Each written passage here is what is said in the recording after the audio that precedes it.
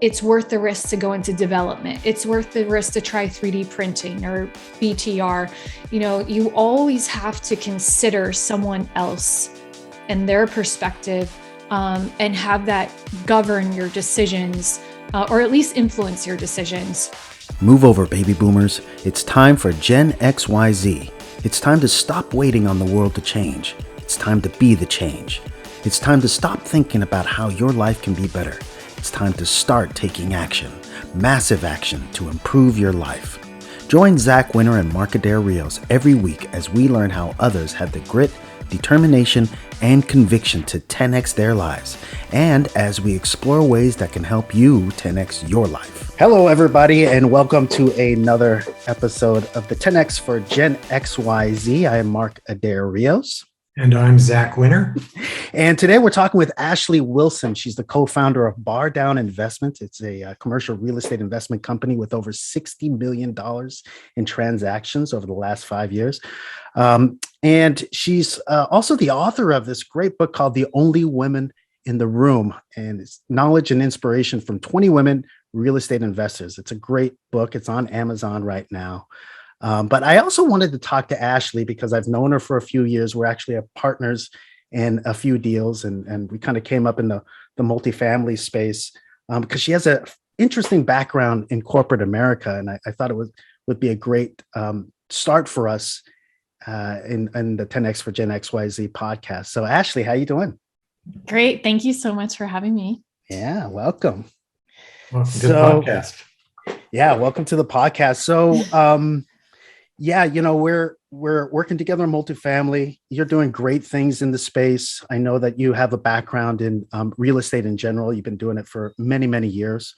I think your father was a real estate investor, or is a real estate investor, or in construction, I believe, right? And you're partners with them? Both. Yep. Yeah.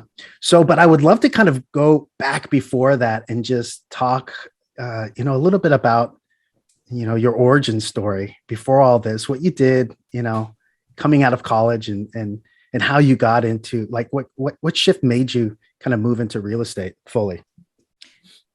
Ooh, loaded question here.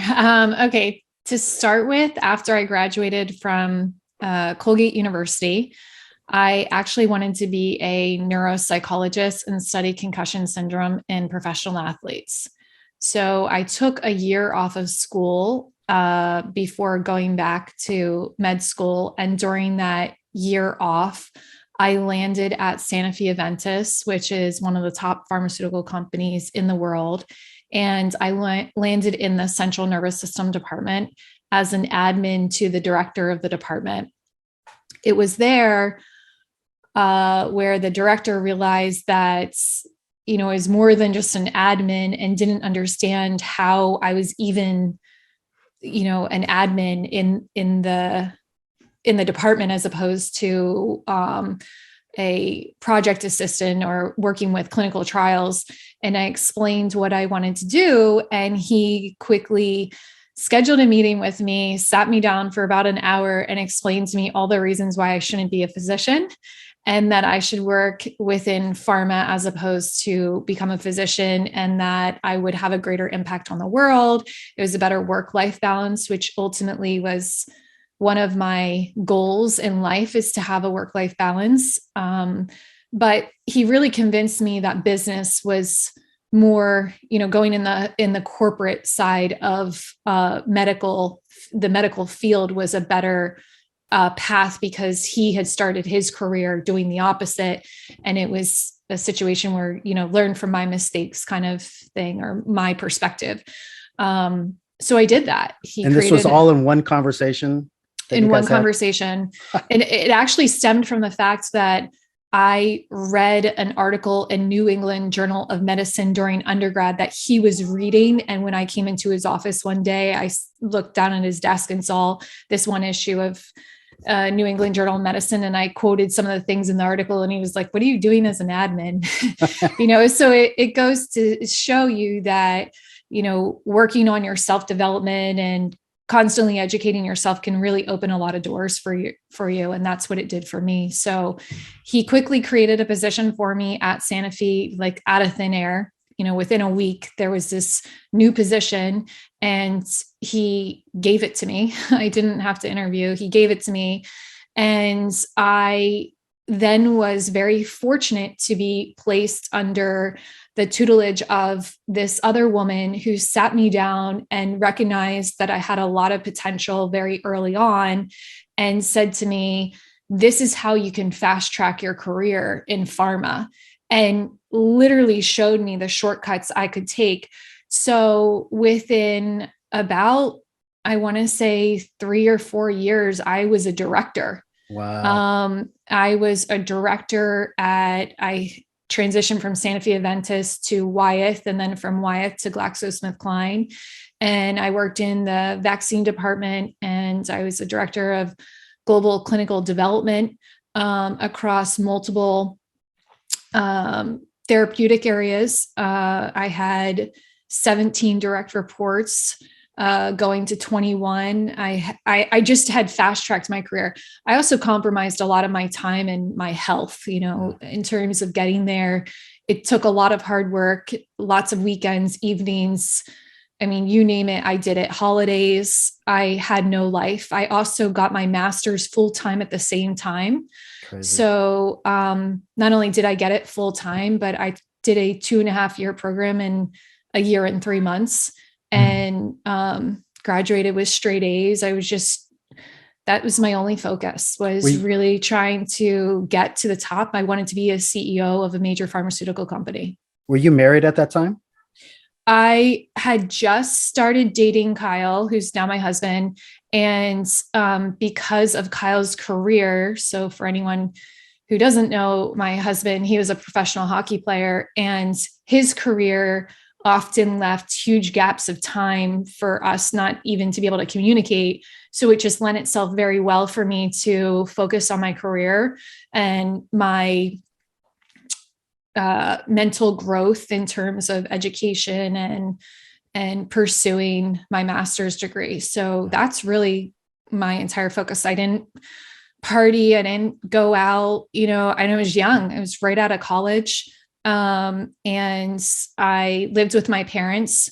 So I literally would go from work. I would get to work very early, and then I'd work until school started. And then I would stay at school until 9 or 10 p.m. at night, and get home and work until maybe, I don't know, 1 or 2 in the morning, and then be at work by 6 a.m. the next day. It was crazy, very crazy. So do you think that, obviously you had some mentors, especially the lady that kind of helped you fast tracked into the pharmaceutical side of things. Did you just, I was just thinking about, would you consider yourself more driven than ambitious? I hear story. I was never in the corporate America, and Zach, you could probably fill in here, but you hear these stories about people that are kind of really, really ambitious, a little bit less work driven, but really, into the politics and the cutthroatness of the office and things like that. And that's how they kind of get ahead. But it sounds like you avoided a lot of that because you were just like head down and applying what they were teaching you, right? I think when you have as much drive as I have, that's one thing I know that I am extremely confident about. I have a lot of drive. No one will ever outwork me. That's been my motto my entire life. And when you have that kind of drive in you, there ends up a lot of jealousy around that, and a lot of work politics. A lot of people were, talking about how is she being promoted so fast? How, she was just an assistant the other day, and now she's, a manager, and now she's a director. And, right. But I think it's very easy to look at my highlight reel as opposed to my day-to-day. No one saw me at 2 a.m. taking calls. No one recognized the fact that I was in a global setting, and India works Saturday. So I worked Saturday, but then India's Monday is our Sunday. So I'm still working, Right. no one sees that, because that it goes against the narrative. Yeah. Exactly. So, I'm not trying to say everyone was jealous and, look at me kind of thing. I'm not trying to say that at all. But I think if you are someone who's very driven and you're not going to go the ambitious or the political side of getting ahead, you really are one or the other. And I definitely am the driven side. I will always be that way. Yeah. So what happened with your career once you graduated? Once I graduated, once again, I was promoted because I had this, 3-letter initial after my name. But after that, and simultaneously what happened is, my husband and I, we both were savers. As you can tell, we weren't doing anything. We were just nose to the grindstone. Like we were just focused on working. And because of that, we saved up a good amount of money, and we wanted to see, different options on how to invest. And we recognized the lifelong agenda that we have been told about saving to get ahead doesn't create financial freedom, that you have to be more aggressive about it. So we looked into different investing asset classes, ultimately landed on real estate as our initial asset class that we started investing in. We invested on the side, and we invested in parallel to our careers. So we invested in definitely more of, I would say, a hybrid active passive model, not fully passive, but not fully active. And my husband's career took us all over the world. And simultaneously, when you put a lot of time, energy, and just yourself into a career, things impact you differently. So I take being an ethical person extremely seriously.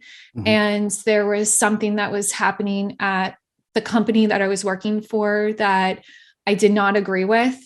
And frankly, I did not have to put up with. So I had put myself in a position that I didn't have to deal with it. And I just kind of questioned as to what I was doing. It was very, reflective period of my life where I said that I wanted to have this work-life balance, but what I was doing was creating a situation where I didn't, because I thought the ultimate goal of being a CEO would create that. But I didn't realize that once I got there, I would have no one there because I wasn't putting the energy into my relationship with my husband. I was just working 100+ hour weeks, and that wasn't good for my relationship with him or people like my friends and family or myself as, my personal health. Wow. Yeah. And so was that going on? What was the things that you were noticing? Was it an accumulation of things, or was it kind of, you had a few small things, but you ignored it, and then it was one big kind of event that made you go, you know what? What's going on here? In short, what happened was I was originally working for GlaxoSmithKline, and I was working originally for GlaxoSmithKline. Then I started working for another company working for GlaxoSmithKline due to the nature of my husband's career. I couldn't work remote working for GlaxoSmithKline at that time. I had to work for another company. So they transferred me to this other company. I started working for them. And that company had a huge presence in Europe, not so much of a presence in the US. We got acquired by another company that had a huge presence in the US, not as big of Europe. So it was a perfect merger situation. But in terms of their knowledge and experience to what we were doing, they were very niche-y in pharma, but they weren't global in their structure. And obviously I had a lot of loyalty to Glaxo because Glaxo had created a situation for me to continue working for them. And I felt that my, I owed them a lot. And there were certain things that they were trying to do to take advantage of that relationship with Glaxo. And because I was the point person, I felt that that was completely against who I was as a person.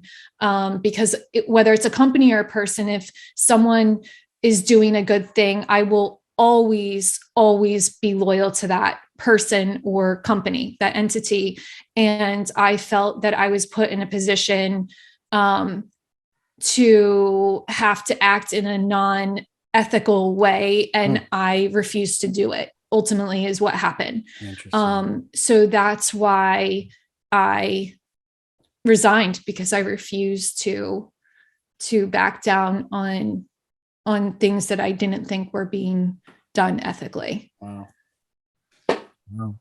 And at that point, did you already have kind of a base going on with your real estate, or were you just getting started and you didn't have it? Actually, to be honest with you, I started several other companies before the real estate. The real estate I was still doing on the side. And I started a company while I was still working in that position. That's not the reason I left, but it was a company that I felt that there was a lot of opportunity there. And ultimately, I had to put it on hold because my husband's career took us to Europe. And it was very hard to execute at that time based off of technology and just the business landscape that was present in 2014 compared to what it is today. So I put that on hold, and I started a couple other companies that I could start long distance, one of which was a real estate company. And of all the companies I started, the real estate was definitely the most profitable, the easiest to execute long distance, which is ironic because we're doing real estate in the US, but I'm living in Europe and Russia. And that's what ended up taking over my life and my passion. Was that a company you were doing with your father? Yes. So I started a flipping business with my father. And I think the reason my father and I were so successful at it is because we had complementary skill sets. Yeah. So I am I was coming from corporate America, organized, looking for efficiencies, looking for processes.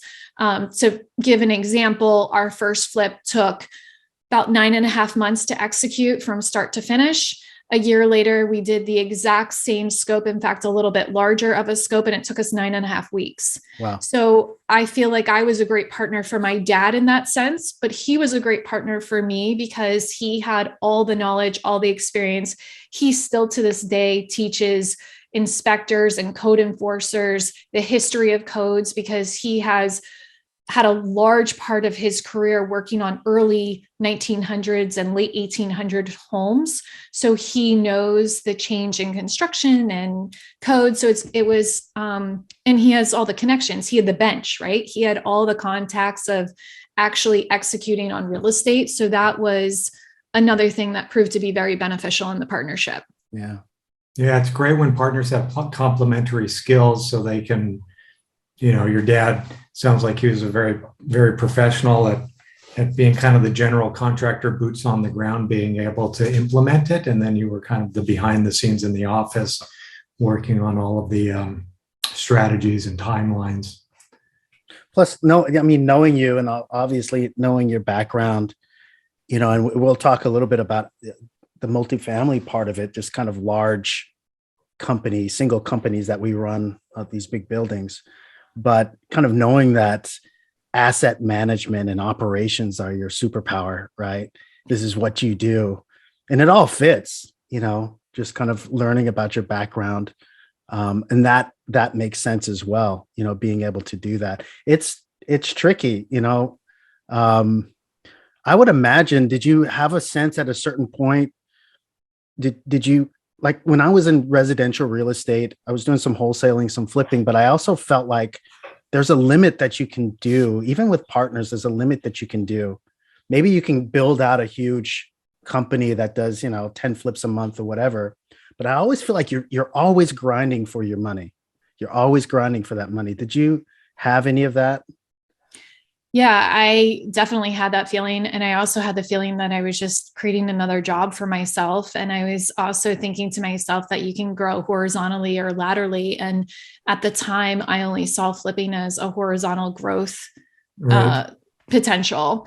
I think now that I am more connected to different real estate investors, I think that I was 100% wrong on the horizontal growth. I actually have learned of some other ways in which I guess it still could be looked at as horizontal growth, but looking at the opportunity that residential real estate could provide for building out a massive company, in the sense that instead of just looking at it in a silo and saying, how many flips can I do? You look at it as, well, I could also offer these flips to other people. I could also hard money lend. I could also purchase a title company and do title. I could also have a real estate branch and have a brokerage and realtors underneath. You could literally build out an entire ecosystem and then grow that ecosystem horizontally. But I was too narrow-minded when I was in residential. But I think the other issue for me with residential is, if I wasn't partnered with my dad, I think I would have gotten out of residential years before. I am a person, and I'm sure you can tell from this conversation, that I always like to be challenged with thinking. I'm not someone who has strong convictions on a lot of things. I'm very open-minded to listen and understand different people's perspectives. And I like to think of my knowledge as forever being able to be molded by changing conditions. And because of that, I like to be challenged mentally. And I don't feel that residential real estate is that difficult. So I just get very bored by it, to be frank. I like commercial real estate because, to me, a lot of it is very archaic. So there are a lot of nuances to commercial real estate, coupled with the fact that it's the wild, wild west. There's are not a lot of regulations with respect to transactions. So it makes it more intriguing to me to see how people are structuring deals in terms of transactions, to how they're funding deals, to how they're operating deals, to integration of, like Bitcoin and buying shares of real estate. I mean, all of these different components, I think, are much more intriguing to me than residential real estate. So I think that's what has more sticking power for me in this commercial space, as opposed to residential. Once I figured it out, I was like pretty bored with it. Yeah. One of the things that attracted me, I also started out on residential, but instead of doing flips, I was buying single family homes around the country, and I eventually switched. But at one point I did consider flipping, and I actually bought a house and ended up wholesaling it instead of flipping it. But the concern I always had about flipping is that it's chunk money, right? It's chunk money. You're buying yourself a job, as you said, right? You do the job and then you get paid, and there's no ongoing stream of cash flow. And I'm wondering, was that a consideration for you as well when you decided to make a transition over to multifamily? It was a consideration. I don't know if it was one of the top considerations. I do agree with you, though. I think, I don't know who said it first, but someone said something to the effect of, when you're flipping, you get paid once. When you're doing multifamily, depending how you do it, you can be paid up to 7 times between the fee structures, cash flow, pay down of the mortgage, the proceeds, tax benefits, etc. But to me, the benefit of going into multifamily was you're working, you're putting in the same amount of work. You might be doing something a little bit different in terms of the work, but the return is exponential. And if you look at how people become financially free and how people build wealth, it's all because they have more money to invest. At the very basic level, it's because they have more money to invest. How do they have more money to invest? because they are paying less taxes, because they are deferring their taxes. And then they are making active decisions to take the extra money they have and have the money work for them, as opposed to have them work for the money, which I think flipping, it's so frustrating to me that the one year when we first started out in flipping, it was, a couple years in, one of our flips, the entire thing went to taxes. So to me, that's the frustrating thing about flipping. Exactly as you're saying, you're looking at least half of the income going towards taxes. Easily. And then you just say to yourself, I just flipped that house for free. Yeah. So, and that was the same thing when we got into real estate in the first place. Was my husband was playing professional hockey at the time, and he was in the NHL at the time, and I was making a really good salary in pharma, and my entire salary went to paying our taxes that year, and I was making over six figures. So that was like heart-wrenching to know that I had worked so hard for a year for nothing. So I think that's the difference. What attracted me to commercial real estate as opposed to residential real estate. Sure, can you depreciate residential real estate? Sure, can you do buy and hold? But if you're talking about economies of scale, working smarter, not harder kind of thing, which I constantly have to remind myself because I'm just a worker, like I'm just going to keep working. I definitely think commercial real estate in general is a better fit for at least my lifestyle right now. Well, and the way that the income and expenses kind of run on a per property basis or on a portfolio basis really aligns itself to just the broader business structure too, and they have pretty much, line for line an income statement that kind of matches revenues and other income and so on and so forth down to, we call them different things. But what's great about that is once you learn one or the other and you realize that, at least on the commercial real estate side, you realize that there's those similarities. If you're successful in business and you can understand real estate, you have a good shot at maybe not running real estate like we do day to day, but at least kind of understanding how that side of the cash flows work, which is critical, right? You have to understand how that all works. And it's great because now you have an open field, business, it just opens things just wide open, right? I always say that multifamily, you're buying a business and you get real estate as a bonus. Absolutely. Multi-million-dollar business. Like each one of these are multi-million-dollar businesses. Yep. We forget about that, So in turn, we talked a little bit about, I mentioned the operations side of things, and, there's something that's really cool that I've noticed kind of watching you, and the deals that we've done together, I kind of fall into my place in terms of the finance side and stuff like that. And everybody on your team has kind of a superpower. Do you feel like you're growing your business out, and so are we? Do you feel like the asset management side is kind of where you thrive, or do you see yourself kind of growing bigger and becoming that kind of bigger CEO of your company, and not paying so much attention to the asset management stuff? It's easy to fall into the role of asset management because it's definitely within my wheelhouse. It's very comfortable and I don't even think about it. It's things that are not intuitive to other people, I think are more intuitive to me just because I've spent hundreds of hours learning it, because frankly, a few years ago, I didn't know what I was doing.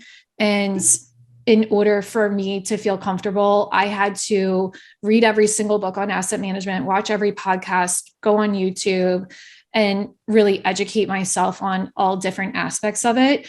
So I feel like even though maybe my track record doesn't match my personal experience level, it's because of that extra time that I spent into it. So it's very comfortable for me to just kind of like fall into that. But going back to the whole mindset that I have, where I don't like not being mentally challenged, I definitely am offloading that asset management piece, especially, with the recent hire of Annie, who's taken over asset management of our properties. I'm still supporting her and helping her grow. But a lot of people don't know that I coached her for a year and a half before hiring her, once a week for a minimum of an hour to anywhere up to 3 hours that week. So for a year and a half, I coached her on everything I knew, and then brought her into the fold and hired her. And not a lot of people would have, kept pestering me once a week. Hey, are we still having our check-in today? But she did, because she's very driven, just like I am. So it was a good fit for, it was kind of a good test too, to see if she really wanted it. And she did. Yeah. So I have a lot of confidence in her. And that's another, helpful step when you're trying to remove yourself, is putting someone in that is competent and will make decisions to the best of their ability based off of information that you've tried to guide them on.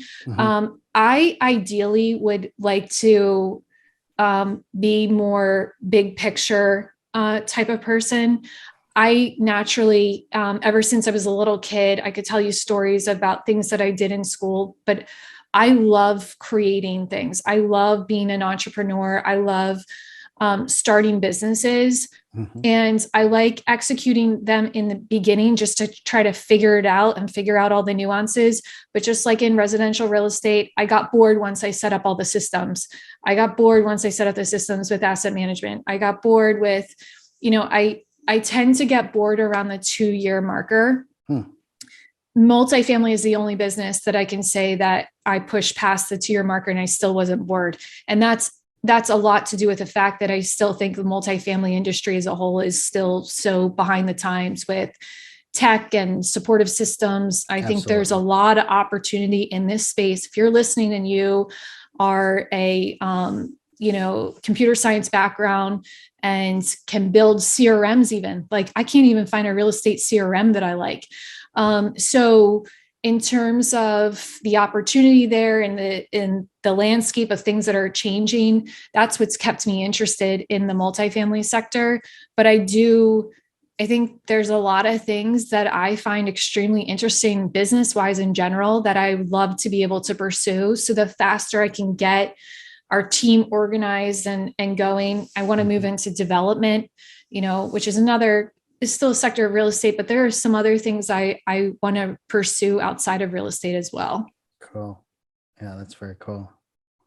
And within real estate and the development, are you focused solely on multifamily, or are you looking at other types of real estate assets? I personally have been focused on multifamily. However, I've been contacted recently by several different companies who want me to consider partnering with them on this whole build to rent and also 3D printing model, which is very, very, very interesting to me too. I don't want to do it for the sake of doing it. I obviously like being successful. So I want to make sure that the value that I bring can help something be successful. I just don't want to attach my name just because I think it's a cool thing. Right. So I'm still very intentional about the different opportunities, but I think there's a lot of opportunities on the development side today. Yeah, there's some interesting, like the 3D printing and storage containers that Mark and I are familiar with, using shipping containers to repurpose, to build. There's some interesting techniques they're using right now to lower the cost. And certainly 3D is below stick built at this point. I think modular is still probably at or above stick built, but you can get it done really quickly. What's the friction with the 3D printing? Like what is it? You have to move the machine to the site, and that's like, and you got to plug it in somewhere. Yeah. Huge. And there's not a lot of companies out there that are doing it yet. So it's very limited in terms of the competition landscape. But to Zach's point, it is cheaper in terms of if you're talking direct cost. But the other component of it is there are so many grants and tax benefits to creating, environmentally sustainable builds. And the carbon footprint, the reduction of manpower or people power needed to produce these homes. So there's that component.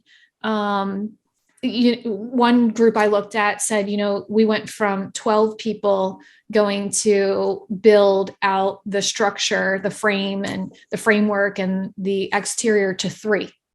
So not even just the reduction of the time, holding costs, from an operational perspective, but there are a lot of different grants supporting this program. So access to capital is better as well. And then companies are getting tax benefits for investing in these types of ventures. So there's a lot of equity chasing these deals. I think there's just a lot of benefits. I think there are more people interested in it than people who can actually do it too. But would you say that part of that though is the built to rent thing is a separate thing, but at scale, trying to do modular for build to rent, it's not really ready for prime time, nor is the 3D, right? It's really stick built. So they're building a mass. Yep. There are subdivisions. Yep. There's one in Austin right now. Actually, it might be 2 in Austin right now that are being done as we speak. I think one is either it's at completion or near completion. That's cool. That's very cool. I mean, I can share this with you offline. Yeah, I'd love to see that because the thing that I look at is all of these technologies could be fantastic, if they can get up to scale, but also for the affordable component, right? Yep. Which is what everybody looks at. You got to lower costs. There's a big homeless affordable housing project in the Valley here in Los Angeles where they're using 3D printers. Oh, really? Yeah. That's very interesting. Yeah. And but you got to chase after that money.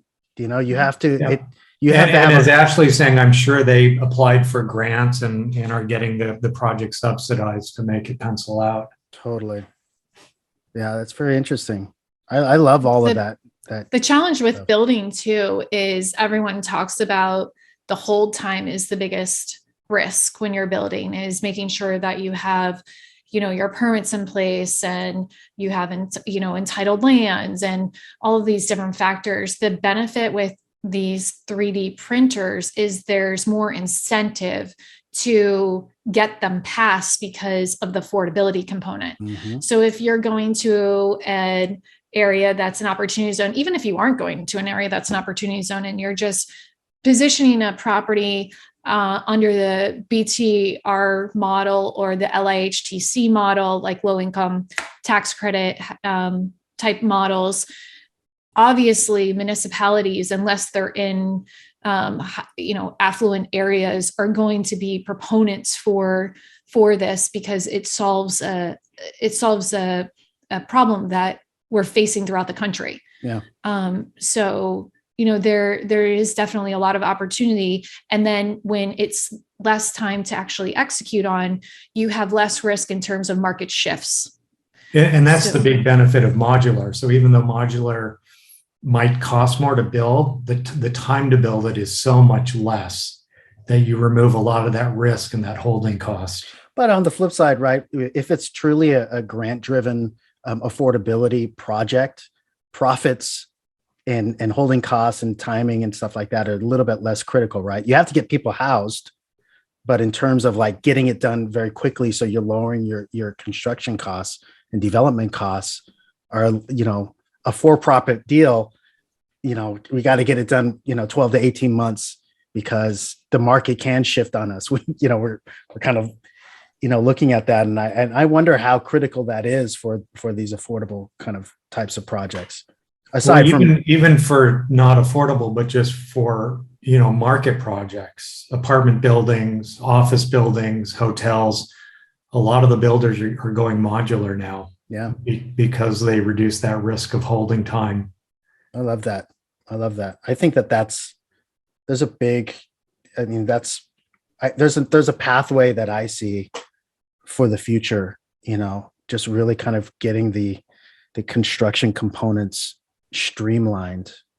And like you said, there's a big disconnect in a lot of the commercial real estate space and so many other areas that tech can solve, but even systems that can solve. But there's so many stakeholders too. You have to get everybody in line that aren't even related to. Some of them aren't even related to actual commercial real estate, right? Yeah. I think we talked about this, Zach, about the whole crypto, the blockchain, using smart contracts for real estate, and getting these county recorders to get with the program to use smart contracts for title work, right? And or sorry, for the recording work. And just they're not real estate people, so they don't really care. We're actually getting rid of their jobs in a lot of ways, It's interesting because you have to kind of make those bridges as well to try to create efficiencies. I think part of the issue too is that up until probably 2 or 3 years ago, there were very few players in this space. And that has dramatically changed over the past few years. We've seen that through compression of cap rates and, the volume of transactions that are happening and how many foreign investors are coming into US real estate. And when you have all of these new blood in the system, it creates an opportunity for innovation. And I think the old system, it's been very archaic. This is the way we've always done it kind of philosophy. I can't get over how I still hear that, in 2022 in this space. So I think, if we have this conversation 2 years from now, even a year from now, I think it's going to dramatically change. I mean, just look at it on a small scale in terms of home technology, that they're like, it's the newest and best thing in apartments. It's like, we've had this in residential for like 10 years. And, the big appeal is like, oh my gosh, it's a, electric thermostat in this unit and people are going to pay $15 more for this. It's like, no, people expected this. Like, you're just now catching up, That's and funny. using smart locks to access your unit. Like, how are we not doing that already? So obviously on new construction, but retrofitting on older vintage property, that wasn't a thing. But you kind of have to get with it because that's what your client expects. And everything you do should be based off of the expectations and desires of your client. And frankly, our residents are our clients. We have to appeal to what they want. And they want tech, they want innovation. So, and that's just from a granular level. And then when you extrapolate it, to your point, the fact that we're not even able to use mobile notaries for signing of documents, it's so archaic to me. I don't understand the difference. No one's checking a different ID. I still have to do a video conferencing. I mean, like, the banks need to get with this. The title agencies need to get with this. It's the new way of doing business. And anyone who jumps the gun and starts doing business this way is going to start to be awarded handsomely because, you kind of have to get with the times. It's interesting you brought that up. The last transaction that I was kind of watching, what I noticed was it seemed like the title agents were kind of on board with some of those ideas, but it was the attorneys on the lender side that really were trying to put their ducks in a row. And it didn't seem like they were comfortable with some of those risks, like a mobile attorney. I forget who it was, and maybe it was our Tucson deal, and my partner on that deal, Jeff, he was traveling and we couldn't get him to sign some last minute notarized documents. He's like, can I do a mobile notary? And it was actually the attorney from the other side saying no, or there was the lender's attorney like, no, we need, it needs to be, it's crazy, It's wild. I don't understand I don't understand why that's the sticking point. We can make whatever contract we want. We don't have a template for doing transactions in commercial real estate, but you need to have an in-person notary. That's where we draw the line. Like what? That's funny. So wait, so do you have 2 kids? Two girls. 2 girls. And they're pretty young? Very young, 6 and 4. Wow. And so what time you seem like a person that's up way before them. Is that right? Sometimes. Kyle does not like waking up early.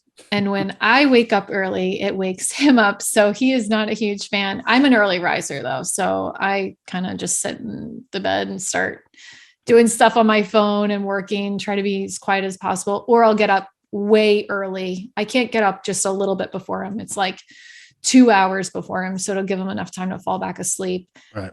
And then I also am a night owl. So I'll stay up. I'm not a sleeper is basically what I'm telling you. And so do you start work right away, or like for me, it's a struggle.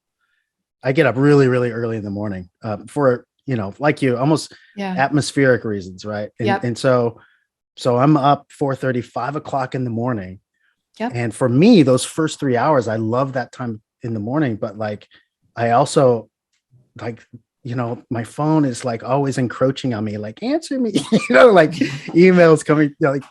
Well, that's because weird. You're West Coast. Yeah. I think if you were on the East Coast, you would have a different perspective of being up early, because on the East Coast, it's my most productive time because the rest of the US isn't up.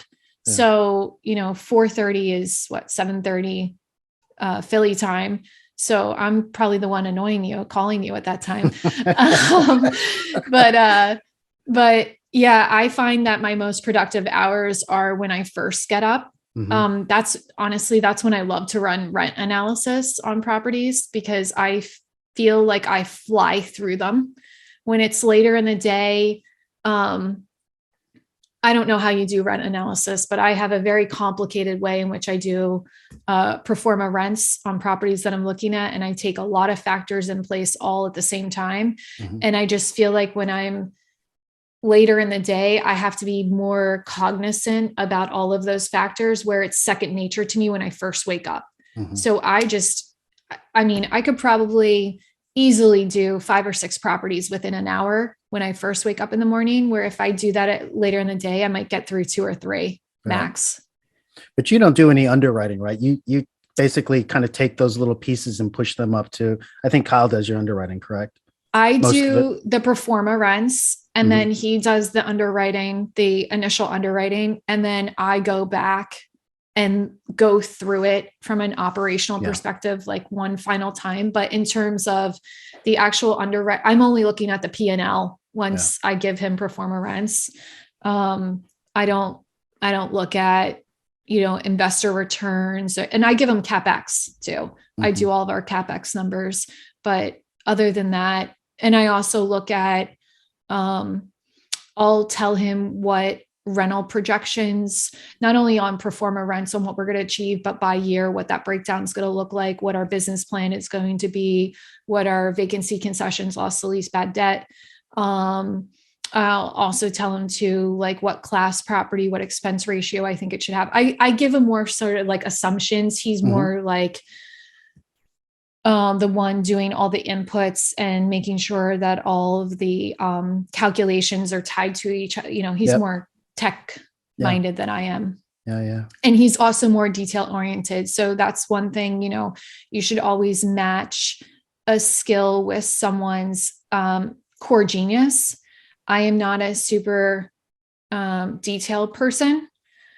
He is. So, if I write an email and I have miscapitalization or spelling mistake, that doesn't bother me. It irks, the hell out of him. So that's why he's great. Like he's very precise when it comes to underwriting. And I'm more, okay, here's some of the pieces. Let me look at the big picture. Okay. The big picture also looks good.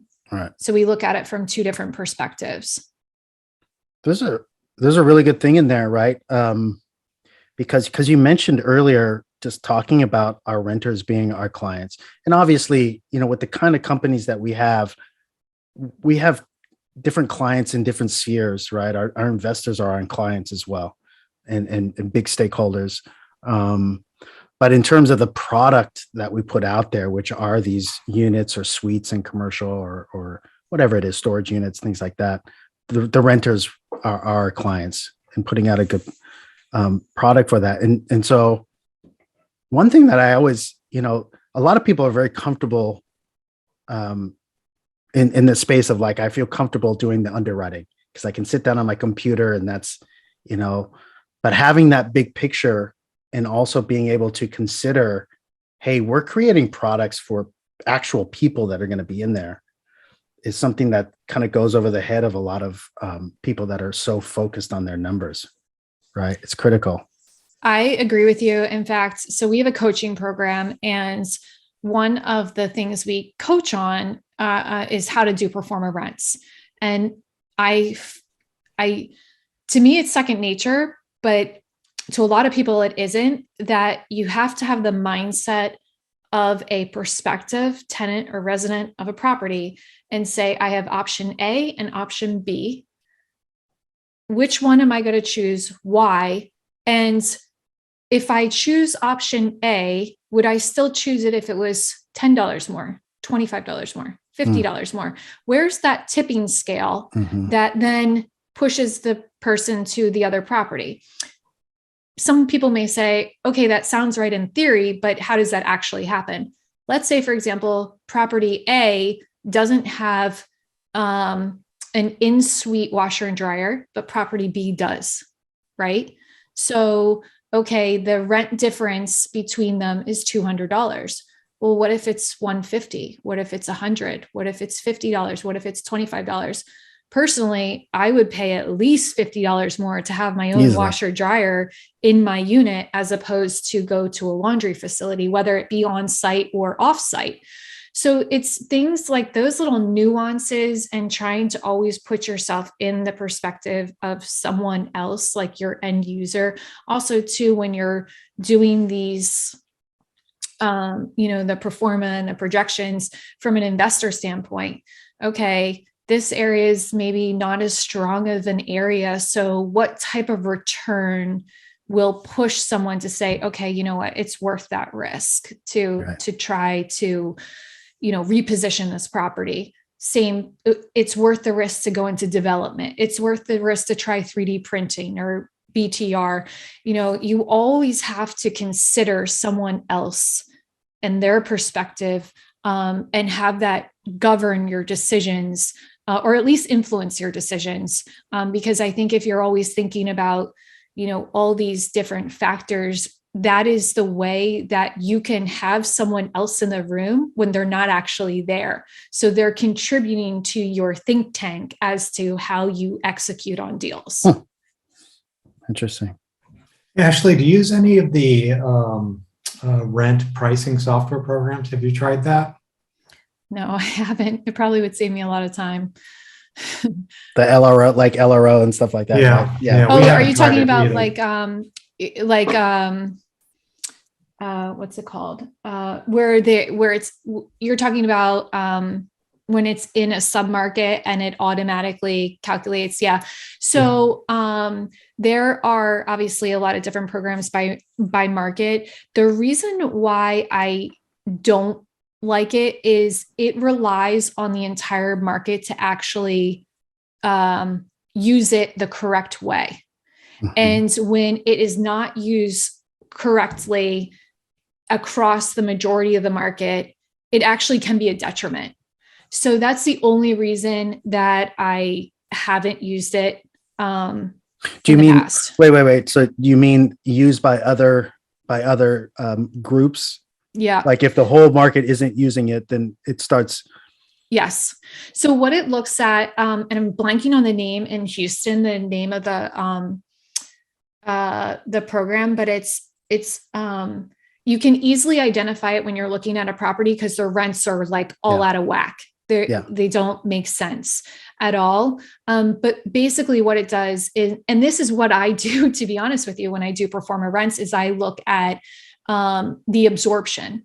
So anyone can say, okay, well, I just checked this comp and this 3-2 online says it's running for 1,500. Well, that's because they only have one to lease and out of four. And we have on the same, same specs, same square footage, we've got 55. So we're not going to hit that same rent that they are because they have less to absorb. Mm-hmm. That same principle is applied to these systems. So they take the availability that's in the market, and then they use whatever has just been leased as a determinant, as if you then have a similar unit type available to price it.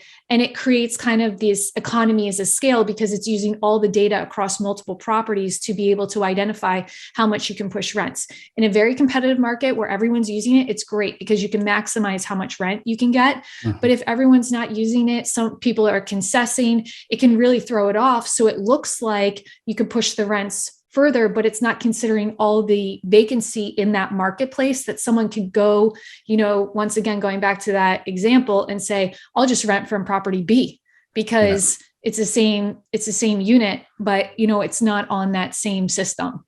And it also, to your point, property managers without that software, they manually set the market rents at the very top part, right?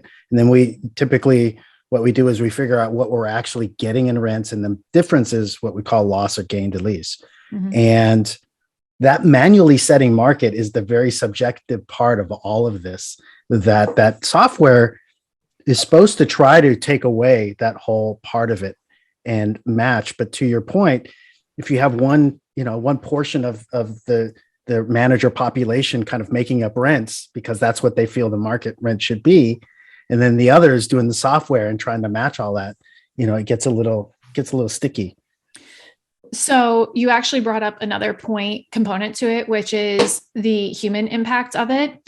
So just as an example, the last property, that we closed on a couple of weeks ago, about 2 months before we closed, we noticed one of the comps, their rents were all over the place, and we knew it was on this system. So we called to, kind of figure out like what was going on, because it wasn't even completely off base by being on the system. It was really off base.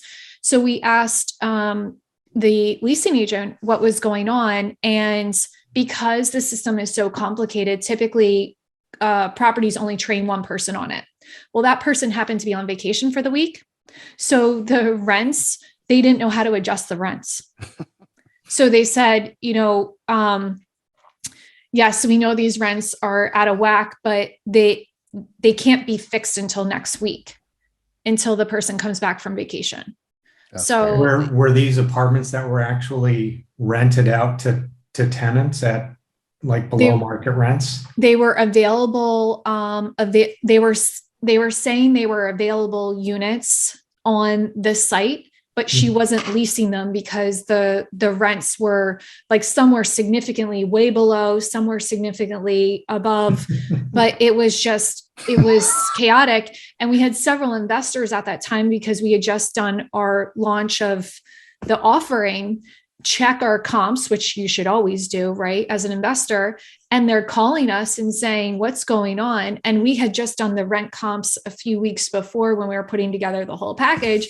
And we were like, actually, we need to call and figure out. And then we asked, and that's what happened. So once the manager returned to the site the following week, the rents went back to the normal rents, but it was just something that it was really bizarre. And that kind of speaks to the opportunity in the market space to come up with a different product that maybe takes those into consideration and maybe reads availability off of what someone posts on the site, or maybe apartments.com, because most of the time apartments.com is reading from Yardi or Resman or some other property management software system. Right.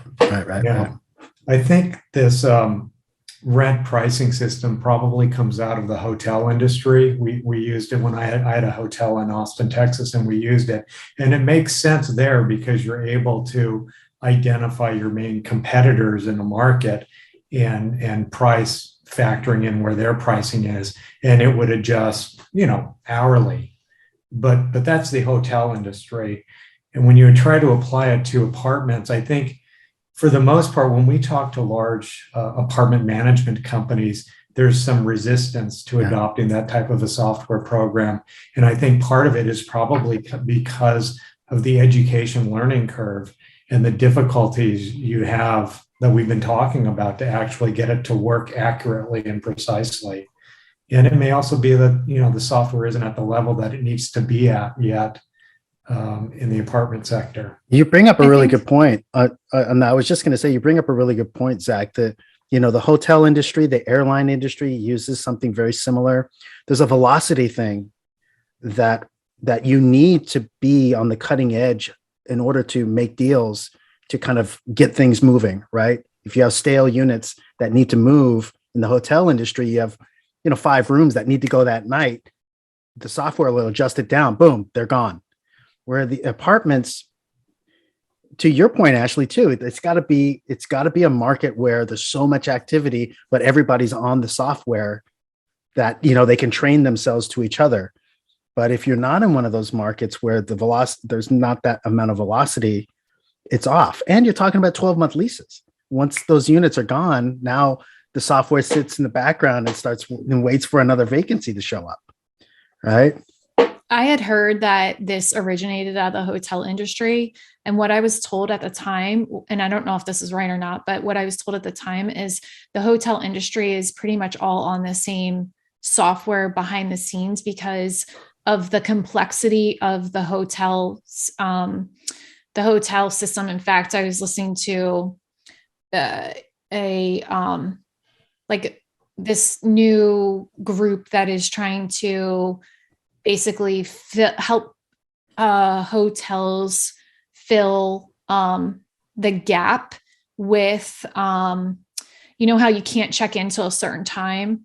So they're doing some sort of program that speaks to this actual software that the whole hotel industry is on. And that's one of the things that they were pitching, is that's how you're doing the pricing. But I think the underlying psychological component of the hotel industry versus the apartment industry, which is very ironic to me, is the willingness to be more transparent in the hotel industry with your occupancy versus the apartment industry is very reluctant to share the data.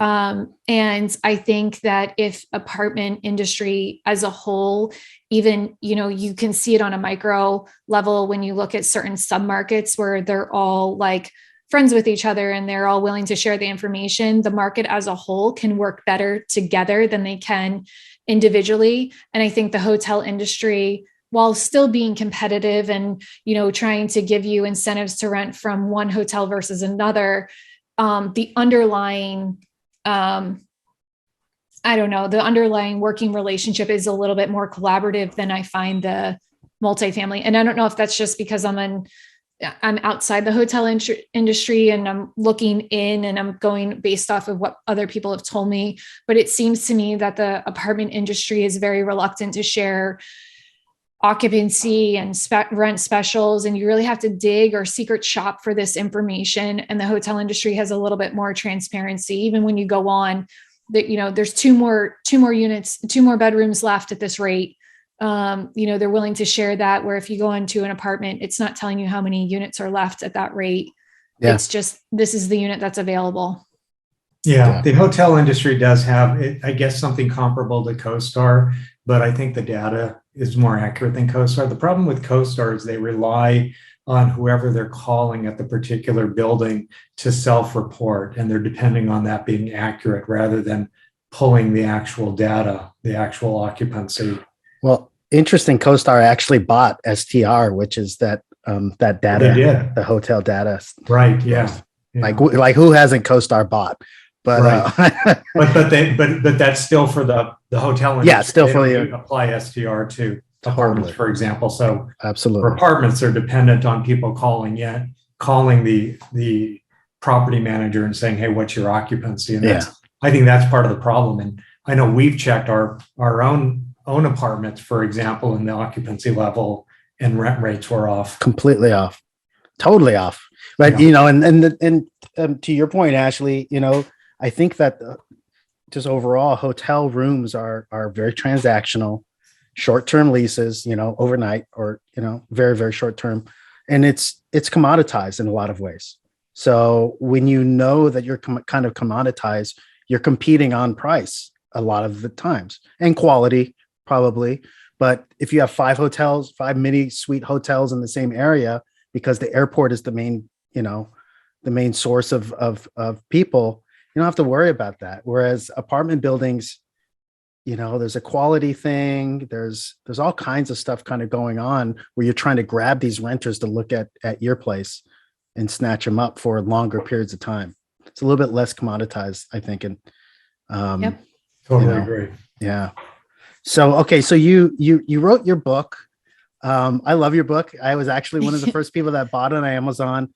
And I just love, here's the thing, coming from the finance side, I go through, I always look at the About Us pages of a lot of these real estate companies and financing companies and private equity houses and things like that. And representation is not a lot there. And a lot of times when you see minorities, but also women, many times you don't see a lot sometimes in the higher echelons of a lot of these companies. So it was really great to see your book kind of focused in your take on that in the real estate industry. Has it helped? Have you gotten like feedback? Have you heard from people that it's helped kind of get in the business, women especially? And maybe also preface it with telling us and our listeners about what the is about. Yeah, totally. So the book is about 19 other women and myself, our journeys in real estate. And there are women who are, 7-figure earners to women who are just starting out in real estate, all different asset classes, all different backgrounds. It did not have to be about being a woman in real estate. It was more so I wanted any single person who read the book, male or female, to be able to relate to at least one person in the book and either be inspired or gain knowledge that would help them get to the next level in their journey of financial freedom. So I came up with the idea a few years before executing on it. So after I came up with the idea, I was secretly getting to know as many women in real estate as possible. And then I selected those 19 women to co-author. I approached them and, fortunately everyone agreed to want to be a part of the book. Nice. I have received so much positive feedback from the book from everyone, not just women. A lot of men actually have reached out to me. Saying how the book has changed things for them with their journey. I think there's maybe 2 sentences in the book speaking about, women investing, but everything else is it's more related to just building a business. And a lot of the men, not a lot of the men, but some men have gifted it to their spouse or daughter or cousin or friend. And women have done the same thing. And I don't know why I thought this, but I definitely thought that there would be a huge acceptance at the very beginning and everyone would be gun-ho about this book. And then it would kind of sizzle out. It's shocking to me the wave it's still riding. That's cool. So we don't really market it that much. I did a lot of marketing when we first launched it for 3 months. It was on this book tour and it was exhausting, but, just trying to get the word out there and share the book and share women's stories. But I just saw a lot of women being asked to be on panels about women investing in real estate. And I'm bored by hearing that as a woman. I don't want to hear about the challenges they've had to overcome as a woman in real estate. I want to understand, what are the what are the things you're amazing at? And let's talk about that for an hour, and let's learn about other things that have, skyrocketed your career.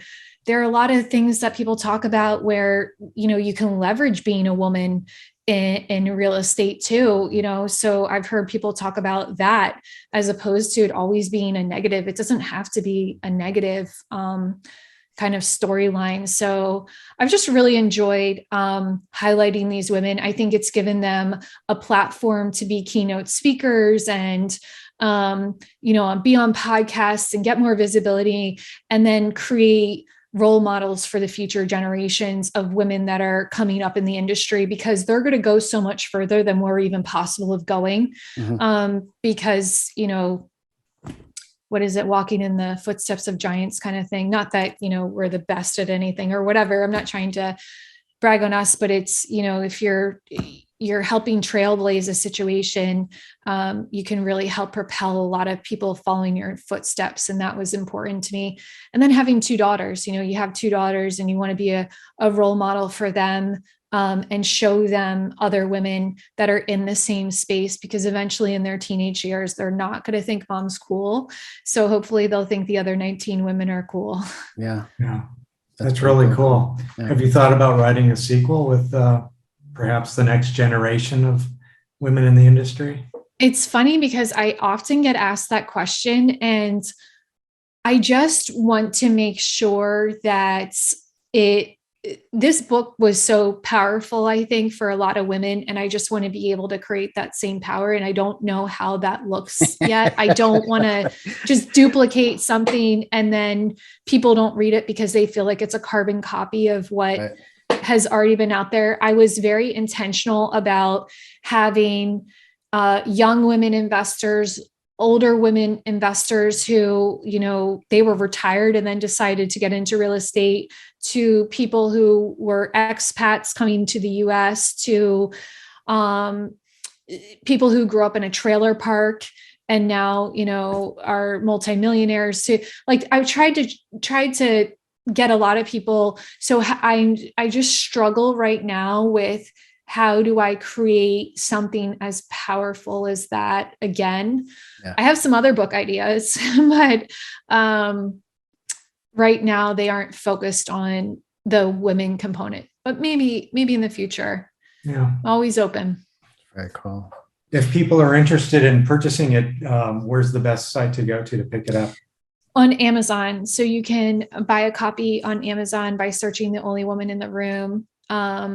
And there are 2 books titled that, but we have the subtitle of Knowledge and Inspiration of 20 Women Real Estate Investors. Fantastic. That's great. And then you have an Instagram channel, or are you better found on LinkedIn?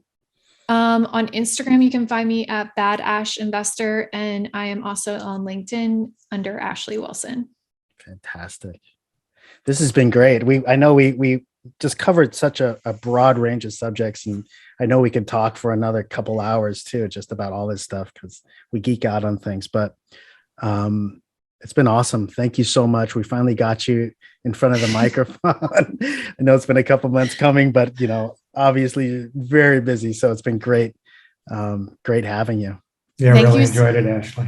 Thank you so much. I really enjoy talking to you guys anytime. Honestly, it's been very enjoyable. Awesome. All right. Thank you. Thank you. 10X for Gen XYZ is hosted by Zach Winter and Markader Rios, co-founders of Prosperity CRE, a commercial real estate investment firm committed to providing its investors with ongoing cash flow and building long-term wealth. If you like the podcast, please give us a positive rating and subscribe to be notified about future content. Also, if you'd like to learn more about our approach to real estate investing, you can download a free copy of our real estate investment book, Investing for Cash Flow and Long-Term Wealth, by clicking the link in the show notes below. Thank you, and stay tuned for our upcoming episodes.